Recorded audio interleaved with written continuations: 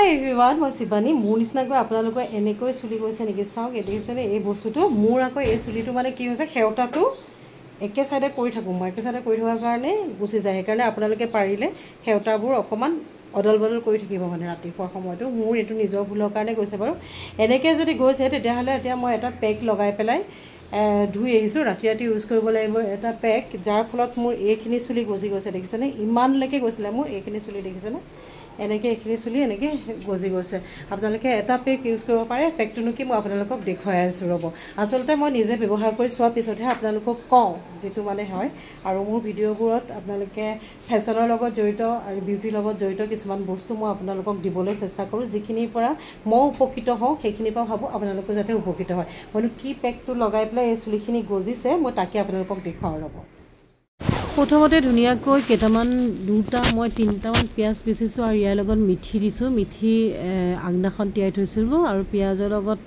mix কৰি লৈছোঁ আৰু ইয়াৰ লগত মিঠা নাৰিকল তেল আৰু এল'ভেৰা জেল মই ঘৰত ধুনীয়াকৈ বনাই লৈছিলোঁ এল'ভেৰা জেলখিনি মিক্স কৰি পেলাই ধুনীয়াকৈ মিহলাব লাগিব কিন্তু গোটেইখিনি যাতে ইটোৰ লগত সিটো মিলি যায় তেনেকৈ থৈ পেলাই আপুনি অকণমান সময় থৈ দিব লাগিব মই এই পেকটো বনাই কিন্তু কেইবাদিনৰ কাৰণে ইউজ কৰোঁ ফ্ৰিজত থৈ পেলাই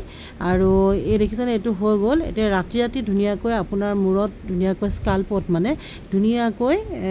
হেৰিখিনি পেকটো লগাই থ'ব আৰু ৰাতিপুৱা ধুনীয়াকৈ ভাল এটা চেম্পু দি মূৰটো ধুই দিব এনেকৈ আপুনি কণ্টিনিউৱাছ অলপমান দিন কৰি চাব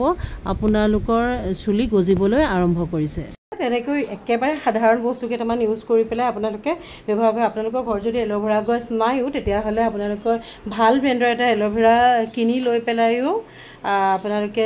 কিছুমানৰ লগত ঢেৰ কিবা মিক্স দিয়ে মুখত ঘঁহাৰ কাৰণে সেইটো নহয় এটা ভাল ব্ৰেণ্ডৰ এল'ভেৰা জেল আপোনালোকে কিনি লৈ পেলাই ইউজ কৰিব পাৰে নহ'লে ঘৰততো থাকেই এল'ভেৰা তেনেকৈ মই যেনেকৈ উলিয়াইছোঁ তেনেকৈ উলিয়াই লৈ পেলাই কৰিব পাৰে আৰু এটা কথা কওঁ আপোনালোকৰ যদি বাহিৰৰ পৰা যদি চুলিখিনি গৈছে মানে ধৰক পানীৰ কাৰণে গৈছে ধৰক মোৰ কাৰণে এনেকৈ সেউতা এনেকুৱা কাৰণে গৈছে তেনেকুৱা কাৰণে গৈছে তেতিয়াহে কিন্তু চুলিটো আপোনালোকে গজিব যদি কিন্তু ভিতৰৰ পৰা আপোনালোকৰ কিবা প্ৰব্লেম আছে তেতিয়াহ'লে কিন্তু এই চুলিখিনি গজিলেও আকৌ কিন্তু নতুন সৰি যাব গতিকে আপোনালোকে প্ৰথমতে যদি বেছিকৈ হয় তেতিয়াহ'লে মইতো কওঁ ব্লাড ষ্টাড চেক কৰাই ল'ব পাৰে হৰম'নেল ইম্বেলেঞ্চ হ'ব পাৰে না শৰীৰৰ বিভিন্ন কাৰণত অসুস্থতাৰ কাৰণেও কেতিয়াবা চুলি সৰে সেইখিনি ডাক্তৰৰ লগত পৰামৰ্শ কৰাটো দৰকাৰ তেতিয়াহ'লে আজিলৈ আহোঁ বাই বাই আৰু কমেণ্ট কৰি জনাবলৈ নাপাহৰিব কেনেকুৱা পাইছে পেকটো ইউজ কৰি